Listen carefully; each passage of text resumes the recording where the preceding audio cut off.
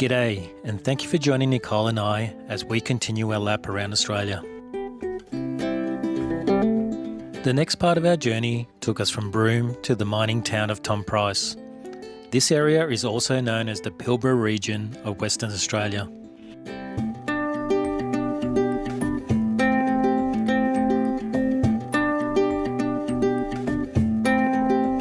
Before leaving Broome, we had our tyres rotated and enjoyed amazing pastries and coffee at Molly's Bakehouse while we waited.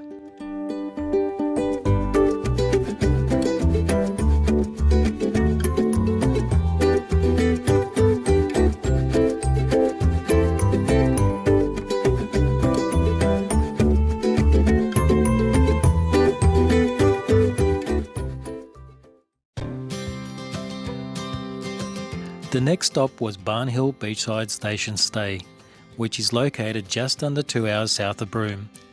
The 10-kilometre run from the highway to the station is red and sandy, but still two-wheel drive accessible when it's dry.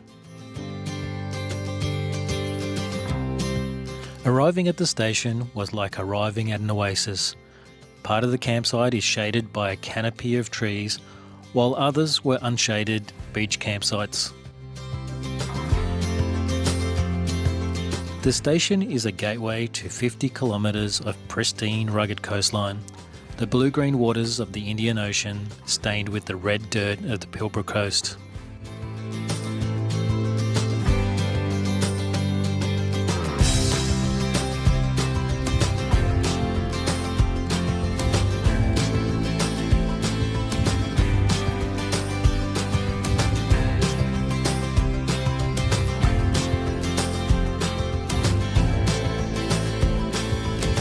The onsite cafe was a treat, from brekky to lunchtime snacks and even daily dinner specials and pizza. We enjoyed a couple of mango smoothies and couldn't resist their freshly baked bread. A well-kept synthetic bowling green is located behind the cafe and has seen lots of competitions and tournaments in its time. We spent a day down at the beach fishing and taking in the natural beauty of the coastline. Unfortunately, the fish weren't biting for us or the boaties that beach launched their boats to fish the local reefs.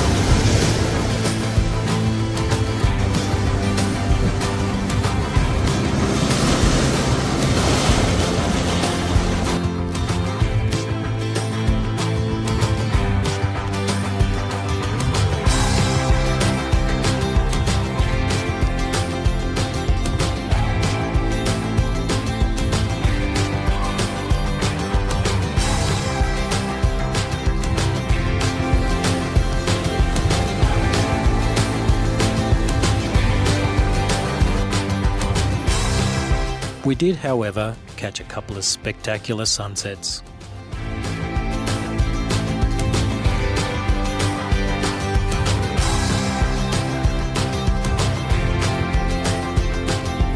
On Saturday night, we enjoyed music at sunset. Baby, let your hair hang down. Walk right in, sit right down. Baby, let your hair hang down. Well, everybody's talking about you. Way you're walking. Do you want to? A thick morning fog rolled in overnight on the day of our departure. However, it burnt off mid-morning to reveal another spectacular Pilbara day. Nicole was excited about the Sunday markets, where locals and travellers can sell their wares.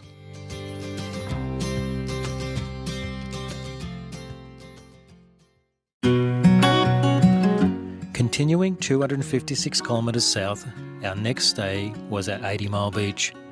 Similar to Barn Hill Station, the 10-kilometre run from the highway to the 80 Mile Beach campsite was a red and sandy access road.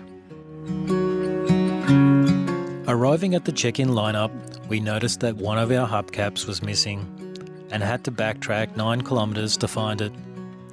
They are normally zip-tied on, but weren't redone after the tyre rotation in Broome.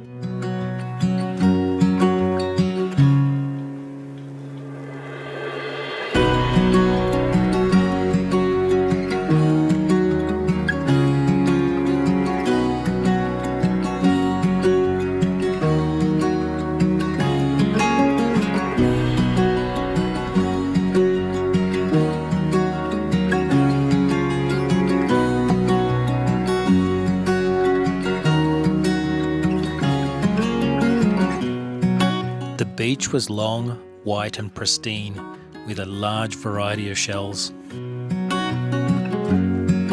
As you would have learnt in the last episode, the large pearl-producing oysters are prolific in this area.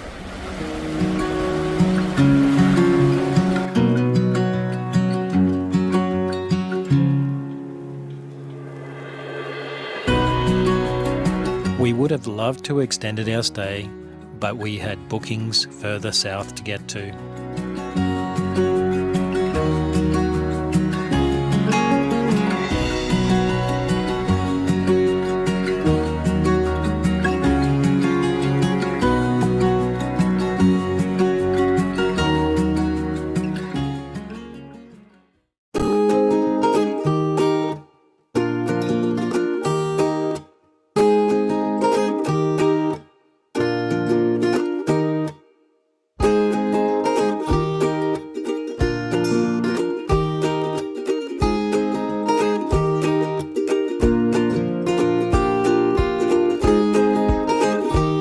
As we neared Port Hedland, endless lines of iron ore trains and dust-coated trucks streamed towards the port, leaving no doubt iron ore drives the heartbeat of this export town.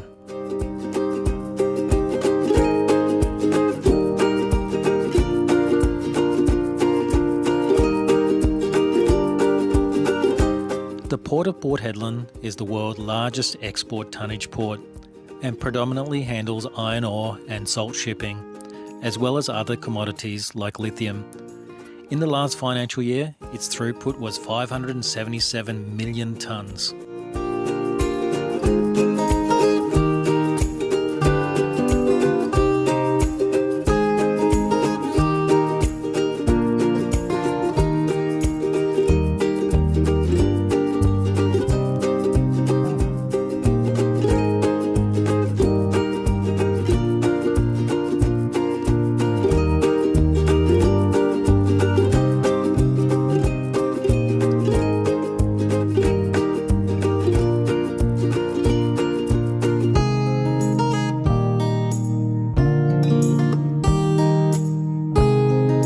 The port deploys pilot and tugboats to guide the incoming vessels to port. The tugs help manoeuvre the giant vessels by pushing, pulling and positioning them as they enter or leave the port.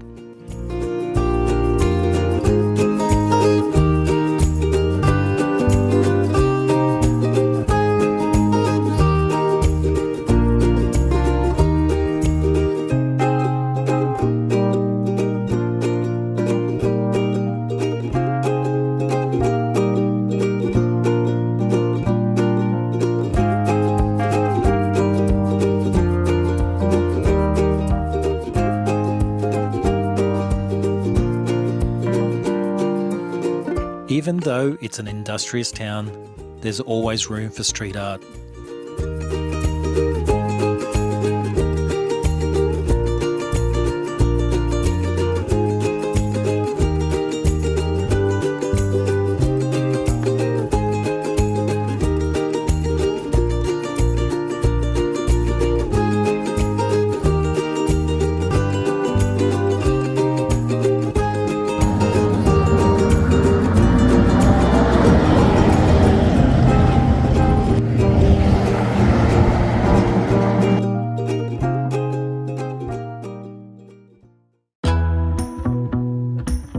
Continuing south, we visited the small towns of Roebourne and Samson Point before exploring the Karratha region.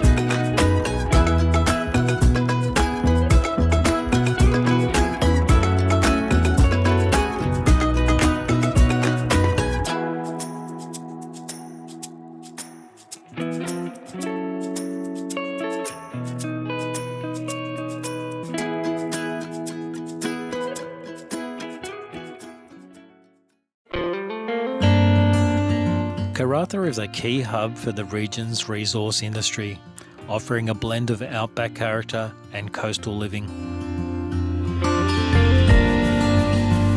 Dampier Salt is the world's largest exporter of seaborne salt, with operations in Port Hedland and Dampier.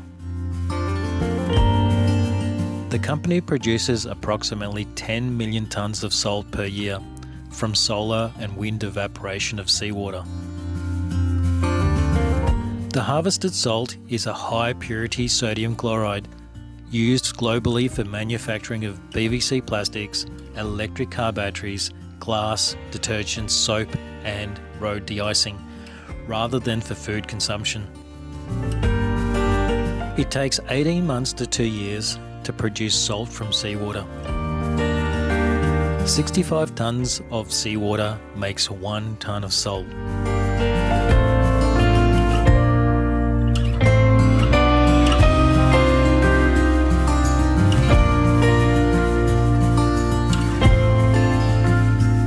Located near Karratha is Dampier, which is one of the 42 islands of the Dampier archipelago and home to one of the largest bulk export ports, exporting iron ore, salt, LNG, ammonia nitrates from the Pilbara region.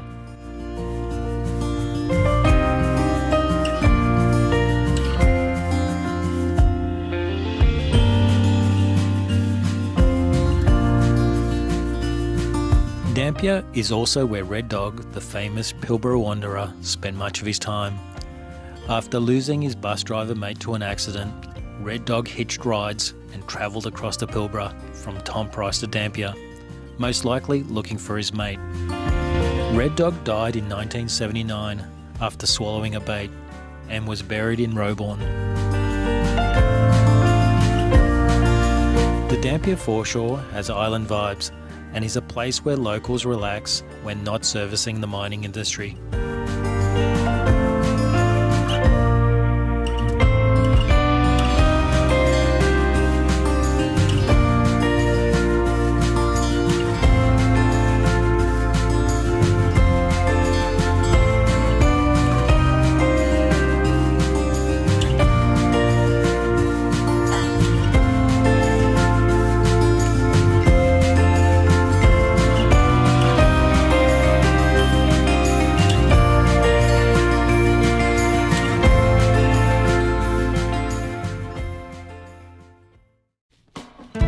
The small town of Onslow has a relaxed coastal feel.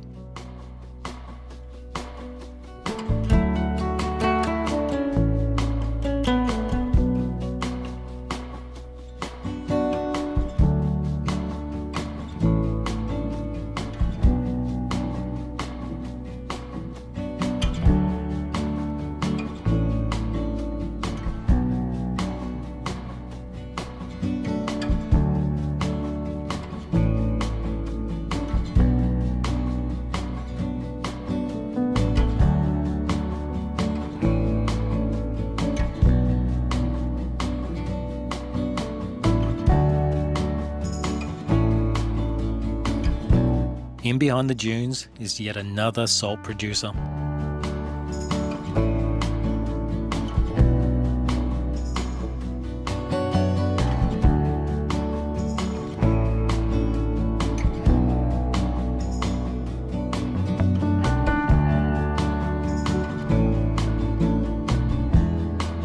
While the scale of the Onslow salt operation isn't as large as the Rio Tinto operations in Port Hedland and Dampier, it's still impressive.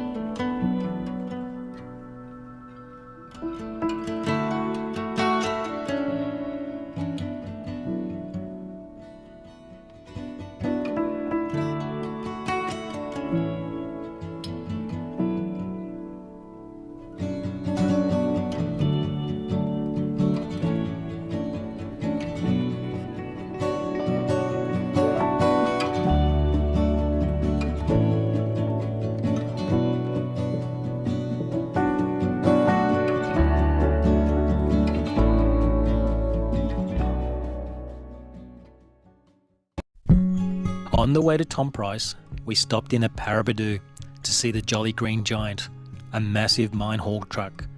It has a capacity of 154 tonnes and was in service between 1976 to 1987. Paraburdoo has a strong connection with Rio Tinto and Sino Steel. The China-Australia collaboration is celebrated alongside a large circular sculpture called Resilience, which pays homage to the mining industry of the Pilbara. Tom Price is the closest large town to Karijini National Park. We took the opportunity to top up with fuel, water and food before going off-grid in Karijini for 7 days.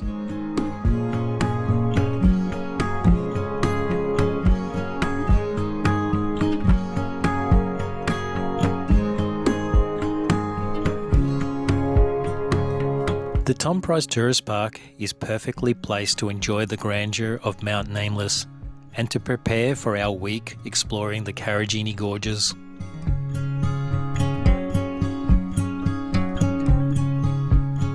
Mount Nameless looks over the township of Tom Price and at 1,128 metres above sea level is Western Australia's second highest accessible mountain.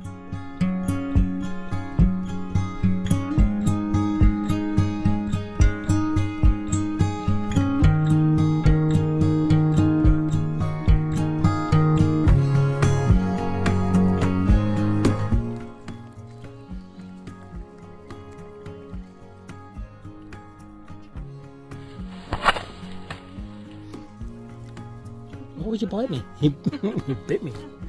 You are naughty.